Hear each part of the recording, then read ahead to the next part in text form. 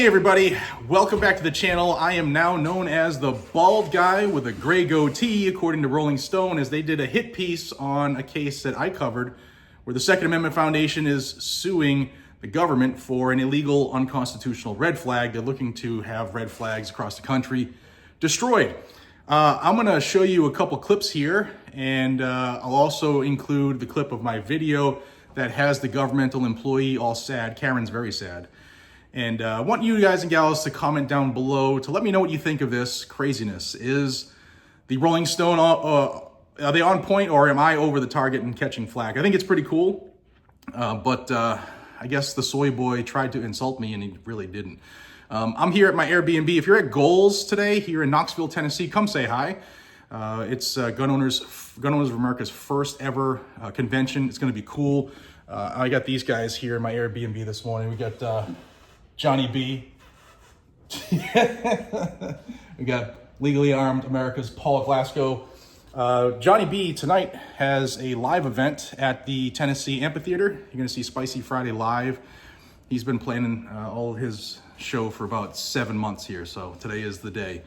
But here's the clips. First, I'll show you what Rolling Stone said. You can pause it and read their craziness, and then I'll have the link to their bullshit hit piece down below. Let me know what you think, guys and gals. Have a great day. Here it is. All right, so this is the case we're talking about here, and it's Donald S. Wiley and the Second Amendment Foundation versus Anthony G. Brown in his official capacity as the Attorney General of Maryland, Dorchester County, Maryland, Susan E. Webb personally and in her official capacity as the Director of Planning and Zoning for Dorchester County, Maryland, and James W. Phillips, Jr.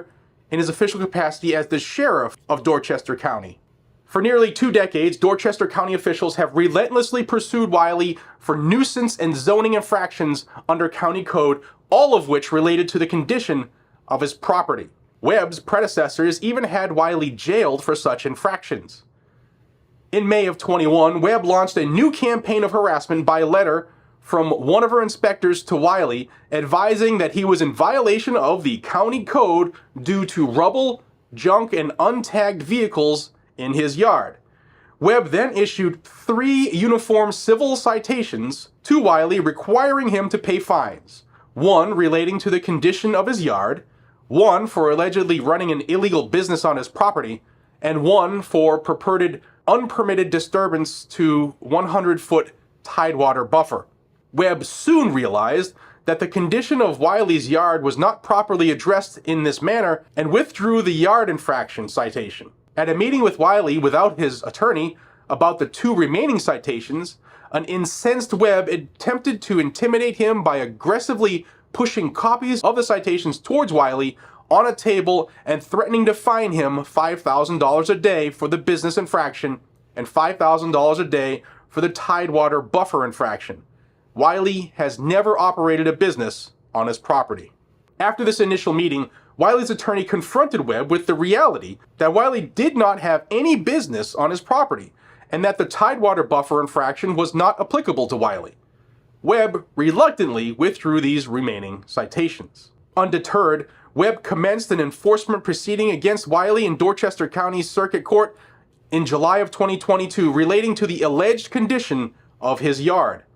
The parties resolved this proceeding by consent order dated on November 3rd of 2022, whereby Wiley agreed to remediate any alleged yard infractions no later than May 31st of 23, and that Webb's inspectors could enter the property to assess compliance, but only after notice to his attorney. On May 30th, Webb and one of her inspectors, Tyler Bennett, conducted a compliance inspection of Wiley's property. Although Wiley had indeed made substantial and costly efforts to ensure compliance with the consent order, and in fact had achieved substantial compliance, Webb was not satisfied. Oh, Karen, Karen, Karen. According to a notice of violation issued to Wiley on June 1st of 23, the inspection revealed tall grass, weeds, and vegetation 12 inches or higher, which is in violation of the Dorchester County nuisance ordinance with correction required by June 7th on pain of fines. Yeah, gotta cut your grass. Old Karen on patrol. According to a second notice of violation issued to Wiley dated June 1st, The inspection revealed that his property is in violation of Dorchester County nuisance ordinance based on storage of untagged, unregistered, expired vehicles, trailers, junk, rubble, and/or trash, with correction required by June 15th on pain of fines.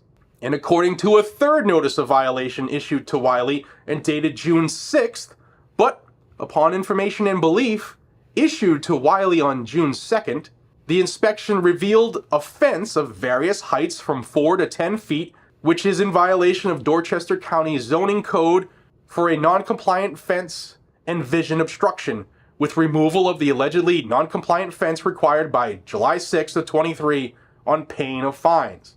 So here we have a county Karen whose job is to tell people how to cut their grass and stay in a code and all this other bullshit. She is really honing in and putting the screws to this guy. Government. It continues real quick. Numerous properties in Dorchester County generally, and Fishing Creek specifically, where Wiley lives, have fences of varying heights, vehicles, rubble, junk, and vegetation over 12 inches, but are not the subject of harassing and relentless enforcement by Webb and her inspectors, including their fabricated allegations of running a business and a Tidewater buffer violation. Now here is where Karen goes off the deep end, tries to destroy this man with a little bit of governmental stroke, thanks to a red flag law, and this is where they ultimately screwed the pooch.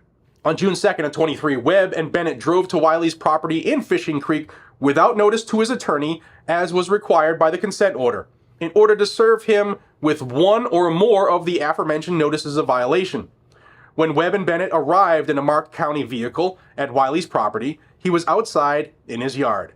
Wiley respectfully declined to accept an in-hand service of the notices and instead politely asked Webb to communicate with his attorney. Instead, an irate Karen refused to leave, berated Wiley, and yelled at him that his fence had to be taken down. In response, Wiley told Karen, "You're stupid." Karen, apparently not satisfied, lingered and continued to berate Wiley even after he said bye several times. Karen, still irate, walked with Bennett over to Wiley's boat, which he was storing in his yard, and caused the notices of violation to be violently affixed to the fiberglass covering of the boat using a staple gun or other tool, damaging the cover in the process before storming off the property.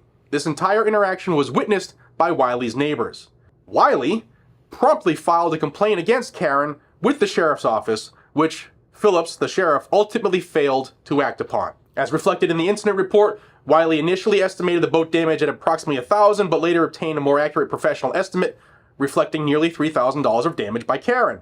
At no time on June 2nd, nor during multiple prior interactions with Webb and her inspectors, did Wiley ever, A, brandish or otherwise display a firearm or any other weapon, B, have a firearm or any other weapon on his person or immediately accessible, or C, make any verbal threats or even raise his voice. Wiley has never misused or threatened with a firearm. Karen, unable to inflict what she believed to be sufficient punishment upon Wiley for his alleged property infractions and perceived insolence, decided on a different approach to get her pound of flesh. On June 15th of 23, Karen made the short trip from her office at county headquarters to nearby county district court in order to file her false petition against Wiley. She filled out an extreme risk protection order petition against Wiley. And here are her lies. In the first section of Karen's petition, it says, "I, Susan E. Webb, request that this court issue an extreme risk protective order against Donald S. Wiley, as the respondent poses an immediate and present danger of causing personal injury to himself or herself, to me, or to another by possessing a firearm." As to Section 2 of the application, the alleged behavior supporting Webb's request, she stated that Wiley had been, quote, making threats of violence by firearms to myself and other departmental employees on numerous occasions. Although Section 2 specifically asks the petitioner to include a description of the behavior and or statements made by the respondent, the dates of occurrences, and any other information, Karen provided no such description. This statement is made under oath, was categorically false, and therefore perjured, as Wiley had never threatened violence by firearms against Webb or her subordinates on any occasion, let alone numerous occasions. It gets worse. Under Section 3, a listing of firearms and number of firearms, Webb alleged that Wiley possessed an unknown number of handguns, shotguns, rifles, and assault weapons without providing any description. These allegations were nothing more than a guess. Webb had never spoken to Wiley about his firearms and had no other lawful method of determining which firearms Wiley possessed. In making this statement, Webb perjured herself.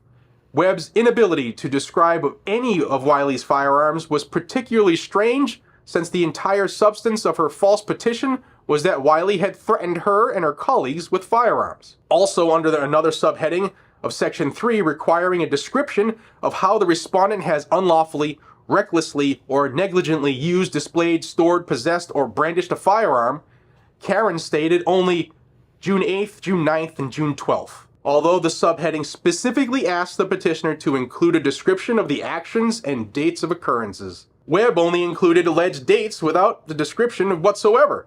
This statement made under oath was also categorically false and therefore perjured, as Wiley has never threatened violence by firearms against Webb or her subordinates on any occasion, let alone 3 occasions in June 23. Critically, Wiley did not interact with Webb or any of her inspectors on June 8th, 9th, or 12th.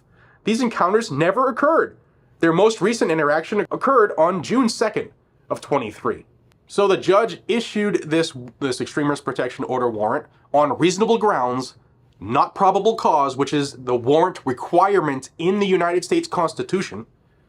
So he issued it on a lower burden of proof. Wiley complied to avoid going into jail because he knew that this county person was after him and would not stop until she got her pound of flesh. But then the sheriffs had one more thing for Wiley. They said, get in the cruiser, because you're now going for an involuntary mental health evaluation. They forced him to go in the cruiser to the hospital to see a doctor about what Karen's been trying to do, right? While at the hospital, Dr. White's discharge diagnosis of Wiley was, quote, acute stress reaction.